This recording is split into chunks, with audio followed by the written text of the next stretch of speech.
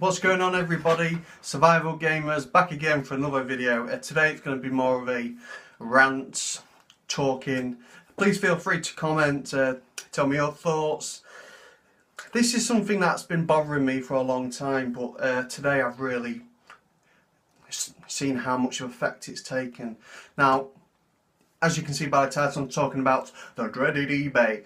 Now, Jesus, what did we do before eBay? So, it's fantastic. We get to buy things from it, so we don't have to move. We can say we want this. You can search anything on eBay. 99.9% of the time it'll find it. So you could type absolutely anything in. It's probably on eBay somewhere. Probably for a stupid price. But anyway, let's get talking. So how I thought about doing this video. So today I was just going around the charity shops, just seeing what PS2 games you had in there.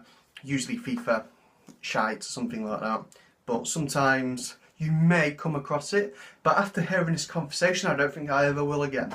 Now, so I was in there, then this bloke walked in, a nice bloke, goes to the counter, he sees a bag.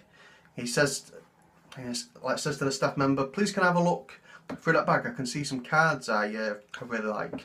And she says, not right now, because I need to check the prices on eBay and see which ones I'm selling on eBay. What? You're a charity shop? Select what you think. Don't compare your prices to eBay. So right now, that is a problem. So if you go into most charity shops, I'm not going to name which one it was, but most charity shops are going to sell their products in line with eBay prices. What is that? So, would that be a problem if eBay priced well? Of course it wouldn't. Of course it wouldn't be a problem. But let's find out where the problem starts from eBay. So there'd be two people with two games, let's say. So I'll say games as we're talking about games. Two people are selling two games. These two games are the only two games on eBay. So there's a Tommy Boy, he searches on eBay and he sees these two games. 3 hours before that, one of the sellers realised, actually, there's only two of these games on here. What am I going to do? I'm selling it for £20. Let's put it to 60.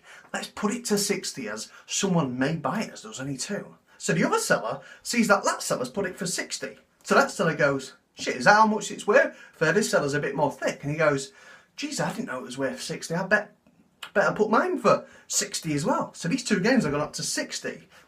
Tommy Boy comes on eBay and goes, Jesus, it cost £60. I didn't know that.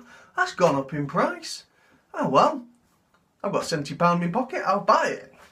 That's stuck in his mind, it's stuck in the seller's mind, and it's stuck into the people that are watching its mind. That game is now worth £60. The currency has changed. The game is now worth £60.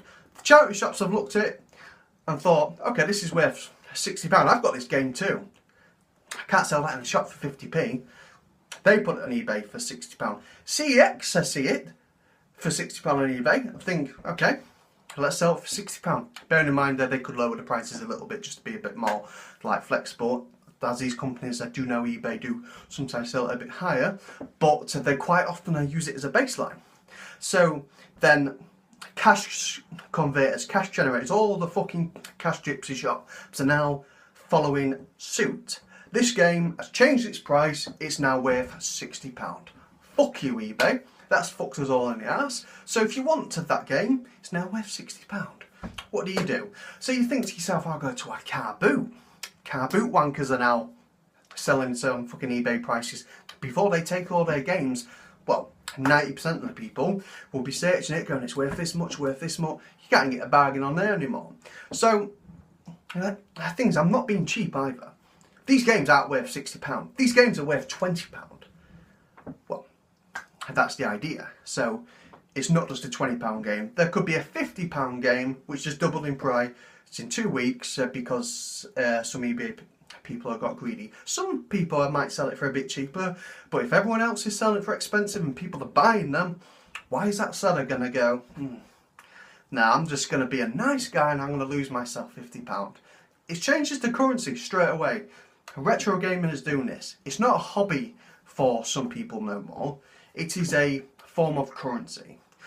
People buy these games not to play, but to polish their big ego or to sell it again. So That's the problem. So things as well as that, you got these gypsies that don't have a job. So what do?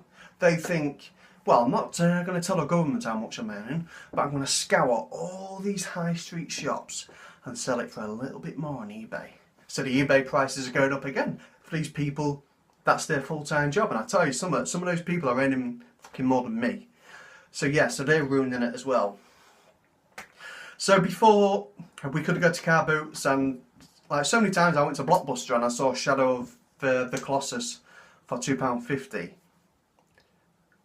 Back in the day I bought that. But, before I gave it away, it sat in my collection, I played it.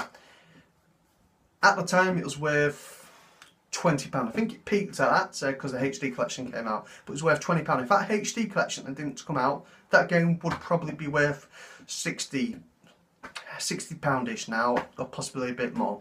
So yeah, so I think I could have bought that for £2.50 and sold it for more, but I saw it, thought what a fucking bargain, sat in my collection, really chuffed for that. So that was the past. That was the past of being able to do stuff. And so many of you guys have probably got stories as well, how you found something. I found Chibi Robo, I think on the GameCube for a couple of quid one. So that's worth daft money now. Some of these games, I will be honest, some of these games are worth more.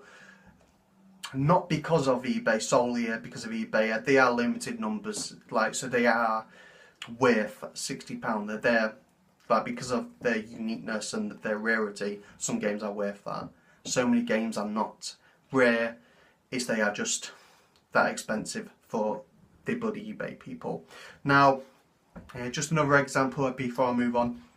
Nier Automata has come out. I think it's a good game. It's fairly a limited run, so the physical copies are keeping the price. That's absolutely fine. The prices are fine for that. The Xbox 360 game Nier, which was a mediocre game at best, is now creeping up in price. It's because of these eBay wankers. So that game, the last time I saw it years ago, I think I saw it in CX for around £7 to £10 pre-owned. Seems it was an RPG, a Japanese RPG, but a mediocre one. It was around that price, and that was a fair price for it.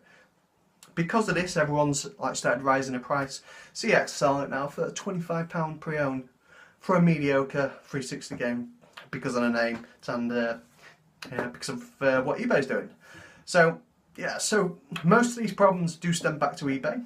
I think it has destroyed retro gaming. That is my opinion. I do truly think it's destroyed retro gaming. But some of the problems do stem from it being uncommon or rare, which is absolutely fine. Now, there is some positives of eBay. If you're finishing a collection and you think, I just want to buy the games, sellers will put their games up with great pictures and you know exactly what you're buying. Most of the time you buy over the odds a little bit, but you know exactly what you're buying. Sometimes you can't find a game now. You can go from shop to shop, but there's no cat and mouse chance that you'll find that fucking game. So what do? You search it in eBay there and you think, fuck it, I'll just pay the extra bit more.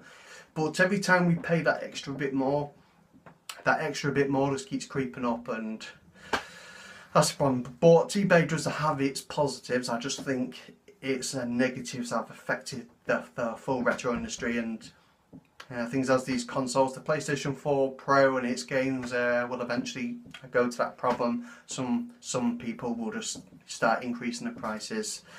So yeah, so that's why the prices are high. I think, like for most games, that's just what I think. What do you think? I think that we need to kind of address this problem. I see some of my friends doing it, and they see a stupid price that they don't pay it, and I think we should stop paying it. I think we need to bring these deluded assholes back down to planet Earth and say, you're selling a mediocre PlayStation 2 game that's not rare for a stupid fucking price.